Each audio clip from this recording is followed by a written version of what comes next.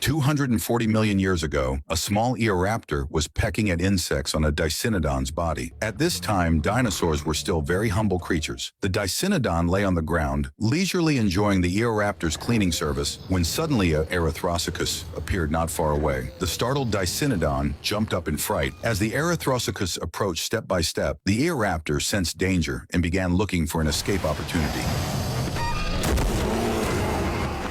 Knowing how dangerous it could be caught between two fighting giants. Fortunately, it ran fast enough to avoid being accidentally injured by the two large creatures. Just then, the eoraptor seemed to hear some noise and walked toward the sound. It turned out to be a group of male eoraptors singing, each standing before a pile of dirt with a stick planted on top. They were trying to attract females. After watching and thinking for a moment, the eoraptor imitated them by stacking some stones together and placing a stick on top. Then a group of females came swaying their beautiful tails. Fascinated by the females' long, pretty tails, the eoraptor excitedly hurried toward them, but tripped and fell. As the females continued up the slope, the eoraptor stood up and quickly ran back to its stone pile. One female stopped to examine the pile, looking the eoraptor up and down. But when the poorly built pile collapsed and the stick fell over, the courtship attempt ended in failure. Rejected by the female it liked, the eoraptor felt very sad. Watching other eoraptors find suitable mates, it kept making low growling sounds as if begging the female for another chance. Suddenly, the Erythrosaucus attacked them, its huge body knocking a female to the ground. The Erythrosaucus roared, scaring all the dinosaurs into fleeing. Seeing the female, it loved lying on the ground, and the Erythrosaucus approaching step by step. The male eoraptor kept growling to get the predator's attention and warned the female to run. Just as the Erythrosaucus got very close, the female finally stood up. The Erythrosaucus chased her right to the eoraptor, but they managed to duck into a hole just before being bit. The Erythrosaucus tried reaching into the hole, but its arms were too short. Undeterred, it stomped violently, trying to collapse the ground, its tremendous force causing dirt to fall inside the hole and forcing the eoraptor to retreat further back. As the Erythrosaucus kept stomping outside, a pair of eyes suddenly appeared behind the eoraptor. A Gorgonops pounced and bit its neck. They wrestled fiercely until the eoraptor accidentally kicked the Gorgonops straight into the Erythrosaucus' mouth outside.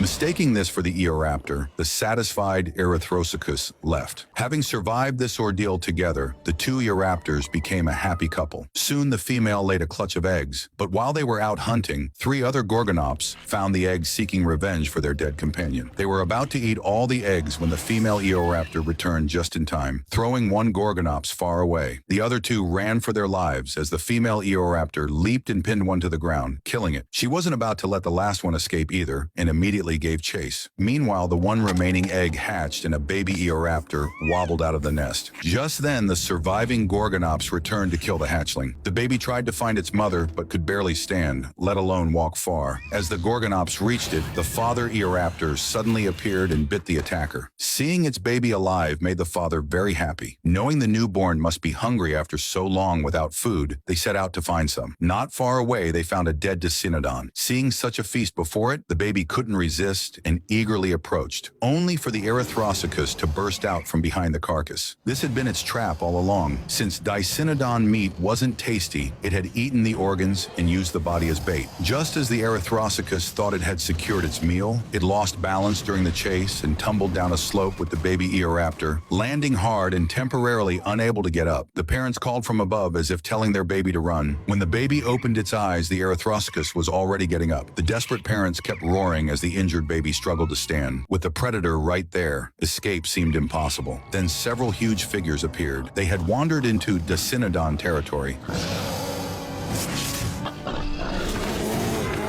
Three Dicynodons attacked the Erythrosaucus simultaneously. Though the Erythrosaucus was the top predator of its time, facing three 2-ton creatures at once gave it poor odds. As the baby stood confused, its parents knew this situation remained extremely dangerous. In the end, the three Dicynodons defeated the Erythrosaucus at the cost of two of their own. The baby got pinned under the dead Erythrosaucus's neck. As the parents approached thinking their baby had died, the predator's neck suddenly twitched, making them instinctively retreat. But miraculously, the baby crawled out from underneath. It was still alive. The mother eoraptor raised her tail in joy. Having survived life and death trials, the family was reunited. With its parents' protection, the baby was fortunate. Though many challenges remained ahead, they hoped their little one would grow up healthy.